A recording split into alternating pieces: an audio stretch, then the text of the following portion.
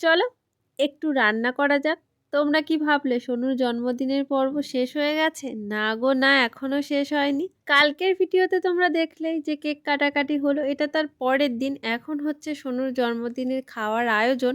সমস্ত কিছুই কাটাকাটি হয়ে গেছে। আমি পাঁপড়টাকে ভেজে নিলাম, আর এই যে মাছকে তো ভাজাভাজি করে নিতে হবে। এই একবার আমি ভেজেছি, এরপরে আমি আর ভাজিনি, আমি চলে এসেছি মুড়ি খেতে। মানু তো খুবই সুন্দর করে মুড়ি মেখেছিল, সেটাকে খেয়ে নিলাম। আর ওদিকে মাছ ভাজা কাকা করে নিয়েছে। আর এখানে দেখো সোনু তো বসে বসে নাচানাচি করছে। এদিকে আমি বসে পড়েছি মুড়িমাড়ি দিয়ে চালটাকে থেঁতো করতে। আর এই চালটার রস নাকি জামাতে লাগলে দাগ হয়ে যাবে, তাই মা এমন করে দিয়ে গেছে আমার।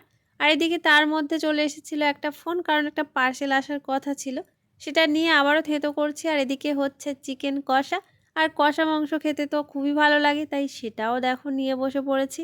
এদিকে যার জন্মদিন সে তো পাতা নিয়ে ঘুরছে, সবাইকে খেতে দেবে বলে। আর তোমাদেরকে চলো দেখাই কি কি রান্না হয়েছিল। ডাল, আলু ভাজা, এখানে মাছের ঝাল, আর ছিল মাছের মাথা দিয়ে বাঁধাকপির চচ্চড়ি, মাংস, চাটনি, পাঁপড় আর মিষ্টি। মিষ্টিটা আমি খাইনি। আর এখানে দেখো খেতেও বসে পড়েছি। আর চলো এক ঝলক তোমাদেরকে দেখাই সোনুর সমস্ত উপহারগুলো।